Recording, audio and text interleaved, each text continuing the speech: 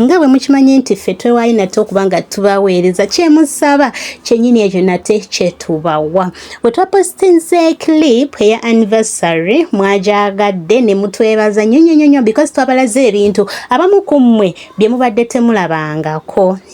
era ne mukisanyukira nnyo era nga oyita mu comment section ezo mubadde mulina bingi bye mutusaba nga kwe kulina waliwo ka clip akabaddemu nga kalaga graduation ya Isaac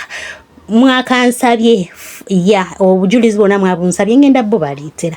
ngenda bbanga mbunoonyako mbere nga mubaleetera nate nzizo bali jukira tuli kucelebrating anniversary tukya celebrating 10 years anniversary yaba mwami n'omukyala mami Josephine Buyungo ne daddy Joseph Buyungo era awo wenyini mumanyi we batandika. Do you know how this journey started? Temumanyi kati single gwe nali eyo ngoli single, this is what you need. Kano ka clip bono bwe wetaaga mami Josephine namanyikiddwa nga omuntu yalwawo nnyo okufumbira yalwa nnyo ku lujja ekigambo ekituufu ekyokukozesa si mu bubi naye bakulu be bonna bafumbirwa ne bato be ne bakola ki ne bafumbirwa naye nga ye ali awo. Lwaki? Because yalinda nnyo naye naafuna ekyamagero ate like yalwawo okufumbirwa naye bwe yafumbirwa omuntu omutuufu ndowooza n'akadde keeko akaali akatuufu ye lwaki njogera nnyo azze okuba nga abitunyonyola how their journey started nga we baamutandika okuviira ddala ku ntandikwa we byatandikira byaze nate okuba nga atunyumiza olunaku olwaleero. Remember we are still celebrating their anniversary of 10 years in marriage. Kankweka clip kano naawe obeere nga okeewulirirako. Pasa Buyungo bwe yajja gyendi n'angamba ekigambo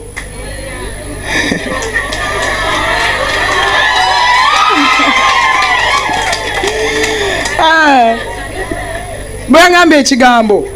kati waliwo singa agamba bannange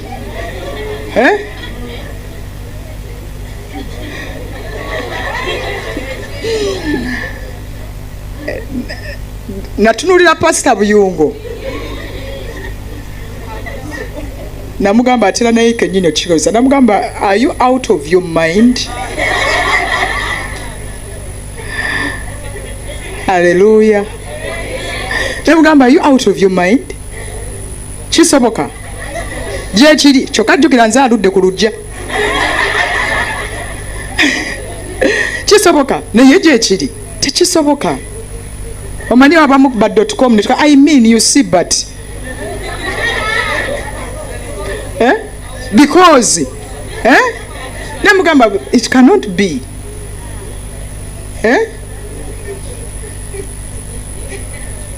nga njogera mu Luganda ekya out of your mind ekyo kyogera mu Luzungu ndaba it cannot be tosobola na kirowooza tosobola na kigatta tosobola nembeera ku lujja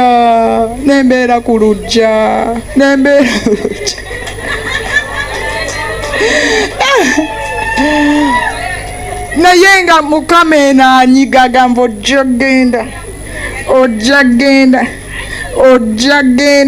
nga ndaba ebintu ebisinga byenneetoolodde nga ndaba byonna amaloboozi nga ndaba waliwo byaniriza n'agamba ojja genda ne tugenda nga twali nga tusaba ne baganda bange era omu n'akyogera omu ku mwezi wa Mukama n'akyogera n'agamba nkiraba waliwo omusajja ne ngamba bannaaye naye nga ndudde ku ki bannange bakoze ki paka ennaku yanneŋŋamba olumu ekyoto kyalina kibi naye nga Mukama mpanise ŋŋenda neŋŋamba Mukama nzuuno nkoze ki Pastor Buyungo kakati nfumba mmere ekitegeera kati waliwo abamu nga Mukama abamu abeera yakoze divine connection ku muntu oli ate ng'ono musajja atwali mu kusaba bwe yasabanga Mukama n'amugamba nze si weewaawo musumba Mukama ng'amugamba nze naye agamba aloota ekirooto okumanya banaye tuliko obusibe ebyambalo biri bijjukira bye nkugambye ekikuganya ati si y'oyo ebimu nga bye bikufugira mizimu gya kika oli yakuteekako eddogo odibe okaddiira okugamba obeeraawo naye ng'ebyo byebiko amaanyi gaabyo obufuzi bwabyo bye bikogeza okubeera bw'otyo golowooza ogaana fizikali. Haleluya. Aloota ekirooto alaba nga ndi mu lubiri olubiri so olubiri luno lwogamba olwakabaka olubiri lw'emizimu lw'obusibe naye nga gwempita ne mugamba Joseph ng'alaba ntayiziddwa kyova olaba olina okugumiikiriza Katonda olubiri yakyogera gamba olubiri yeye yalulaba naye nga bikoze eki nze ndaba byambalo yalaba luki kati singo waliwo ebimu ng'ogenda gumiikiriza Katonda kolemu omulimu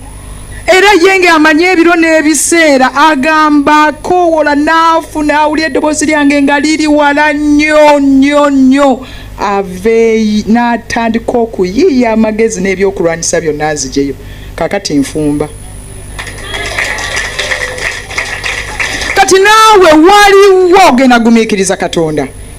bingi ebikuziyiza bingi ebikulemesa bingi ebiziyiza omwami oyo olemera kumusemberera naye nga Mukama yamugamba yooyo bingi nga yooyo mukyala we naye nga bw'omutuna bw'otogamba si kiraasiyo nga bingi naye mu byonna whatever the cases kyonna kye kiri kijja kuggwa kituufu naye waliwo ebintu ebimu nga ogenda kugumiikirizaani. Twayogedde ku kusaba tokoowa kusaba olaba tewali kale noonya Katonda ezo essaala zaziwulira nebyoyagala obimanyi naye akyarikodinga kuba sikiwa nti osabye nnyo essaala ezisinga ezange ez'obufumbo bw'ovanga nga banno bw'obadde nabo bonna bagenze bwe muva ku mikolo otambula odda waka oli bw'omu n'otunuulira bedroom ng'olaba bonna bagenze ne musanyuka n'obeeraawo n'owoowola n'okaaba n'ogamba ne Mukama kino kivaawo ddi ate bw'aleeta ekyamagero ate n'ogamba ekyamagero n'otandika sibitegeera ate aba because naye twebaza Mukama kiri ekintu kimu Katonda alina okuteesa okulungi gy'oli kiri ekintu kimu Katonda alina okuteesa okulungi gy'oli agenda kukufuula kyayagala obeere kubanga nze mbakugaana sandikulabyeko nandize ntya mu Dubai ye by the way waliwo olaba enzigi ze weesibirawo gwa agaana waliwo ebituziyiza naye ng'olaba naye ng'olaba waliwo Mukama ye kyalengera ate gwe tokirengera gw'okyogera bwogwaza tekisoboka oyo sisobola naye nga Mukama agamba ku kyenkulabako n'akulwa abantu bange neki